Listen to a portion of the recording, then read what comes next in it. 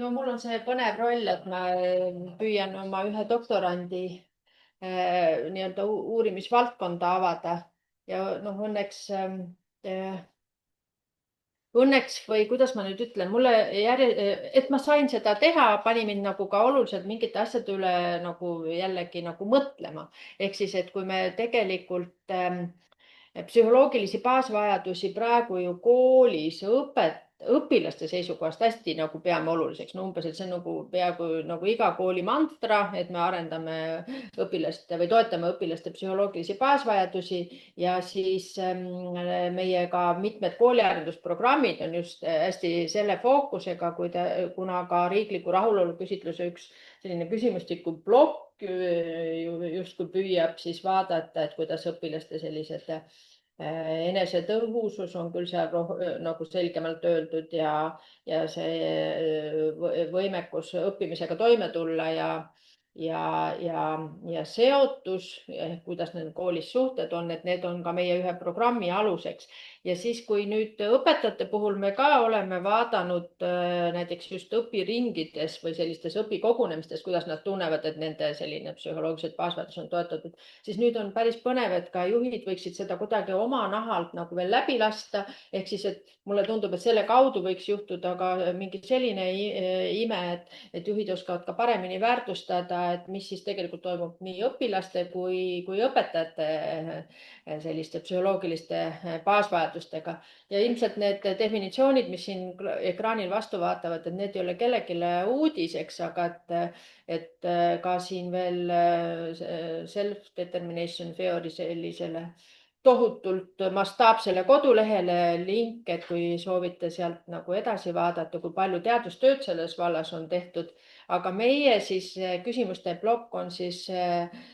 Jenny ja kolleegide küsimustiku kohandus siis Eesti oludesse ja kui te seda guugeldate, siis te näete, et see on terve suur manual, kus on kõikvõimalikes maailma keeltes on need sellised osad on siis töömotivatsiooniga seonduvad alaskaalad, aga noh, näiteks esindatud on ka sellesama Jenny ja nende manuali või sellise käsiraamatu põhjal näiteks kehalise treeninguga seonduv plokk ja spordiga seonduv plokk. Nii siis nende psühholoogilistest baasvajadustest on siis tehtud väga erineva nagu rõhuasetuse või perspektiiviga selliseid küsimustikke. Ja no see on üks skeem, mida siis meie oma programmidesse alailma nagu kuvame, et kuidas need kolm olulist baasvajadust sellist inimese autonoomset motivatsiooni toetavad. Ehk siis, et alates sellistest lihtsatest tunnetest, et tunnen end väärtustatu ja toetatuna, saan hakkama ja olen oma tegevuses ise teed ja tegevused ise valinud või siis otsustanud teadlikult omal soovil kellegi teisega juhtnööre järgida. Ehk siis, et see on see nüüd, mida siis ma palun, et juhid, kes siin praegu kaasa mõtlevad, et te mõelge, et mis need siis teie töö kontekstis on, et just seda laadi fookusega siis need küsimused olid, mida küsimustikus me palusime teil vastata. Ja neid on siis tõesti lisaks siis sellistele füsioloogilistele vajadustele on hakatud siis psühholoogilisi baasvajadusi nimetama sellisteks psühholoogilisteks ja sotsiaalseteks toitaineteks. Aga siis, mis küsimused seal olid? Sellised plokid, et püüdke need kuidagi endast veel nagu läbi lasta, kui te neid tulemusi vaatate, et siis kompetentsus, vajaduse rahuldatus, et olen enesekindel, suudan asju teha hästi, tunnen end pädevana eesmärkide saavutamisel ja tunnen end oma võimete osas ebakindlalt, ehk siis see pööratud väide või siis seotusvajaduses, et tunnen, et minu jaoks olulised inimesed on minu suhtes külmad ja distantseeritud, jällegi pööratud väide. Tunnen, et olen seotud inimestega, kes hoolivad minust, kellest hoolin mina, tunnen, et grupist, kuhu ma soovin kuuluda, on mind välja jäetud või kogen sooja tunnet seoses inimestega, kellega aega veedan. Või siis autonoomsusvajadust, mulle tundub enamik asjade puhul, mida teen, et pean tegema. Tunnen, et olen sunnitud tegema paljusid asju, mida ma ise ei valiks. no ja nüüd, kui panna ennast siis selle juhtkonna positsiooni või noh, ma ei tea, koolijuhi, õppejuhi rolli, et siis noh, et kuidas siis on elada nende tunnetega või töötada nende tunnetega või selliste, et kus siis defitsiit võib tekkida või kuidas me ennast nagu tunneme. Ja ma panin siia paar nagu selles mõttes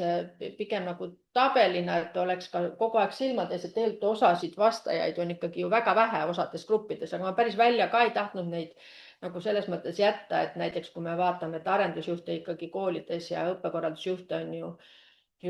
üsna vähe vastajate hulgas või haridustehnolooge, aga et siis nagu need võrdsemad grupid on siis koolijuht ja õppejuht, et noh, seal on võib-olla nagu sellised noh, nagu ka mõistlikum nagu see võrdlus.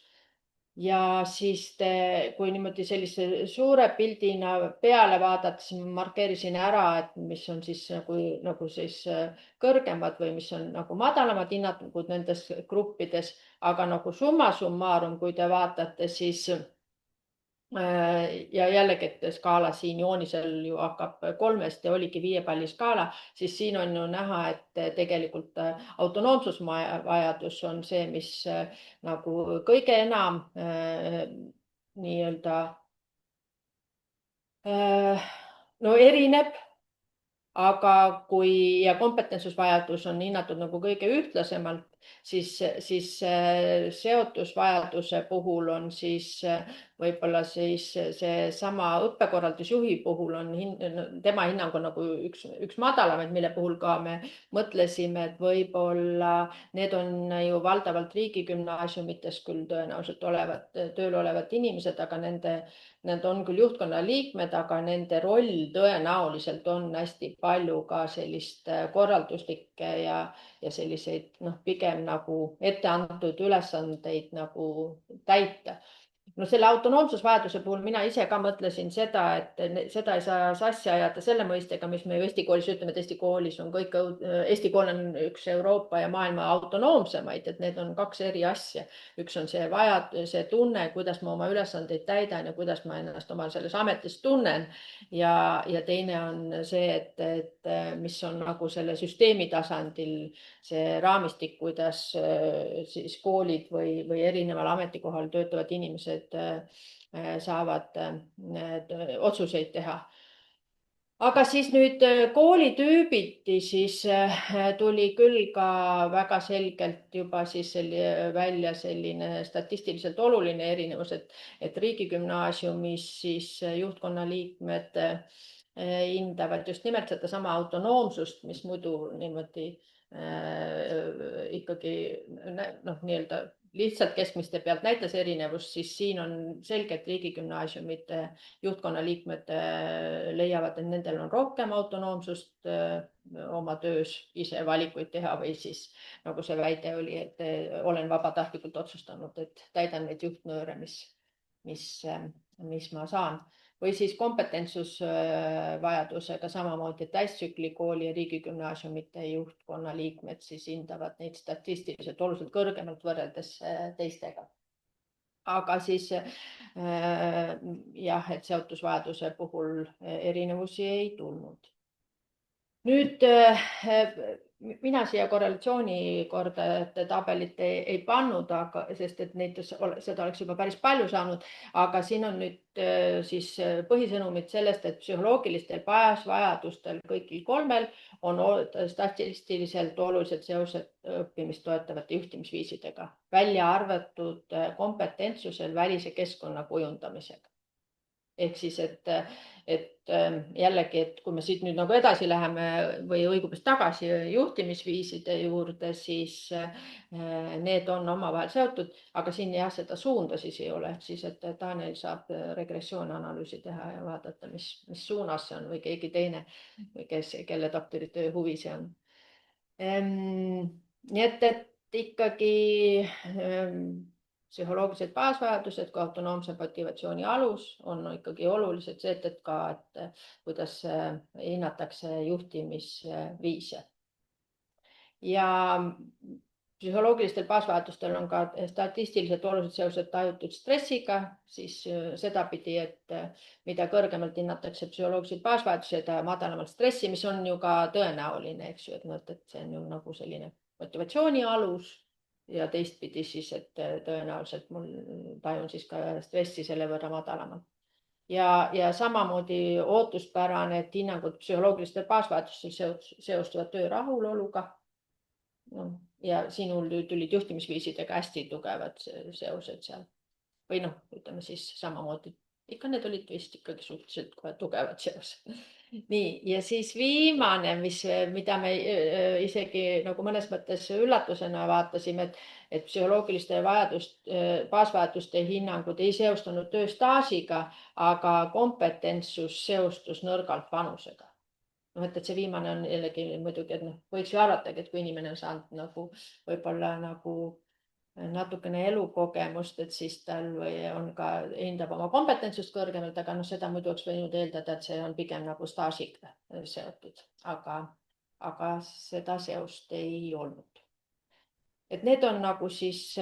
psühholoogiliste baasväärtuste ja siis sellise autonoomse motivatsiooni aspektiga seonduvad näitajad. Kas siin on mõningaid küsimusi või mõtteid? No aga siis mina ikkagi väga soovitan, et kes on siin juhtkonna liikmed, et siis vaadake oma näitajaid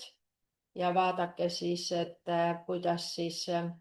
et võib-olla siis selle grupi keskmisega, need olid ju ka need koondtunnused, mida saab sealt tabelist vaadata, nii-öelda võrdlevalt välja näevad. Ja aitäh!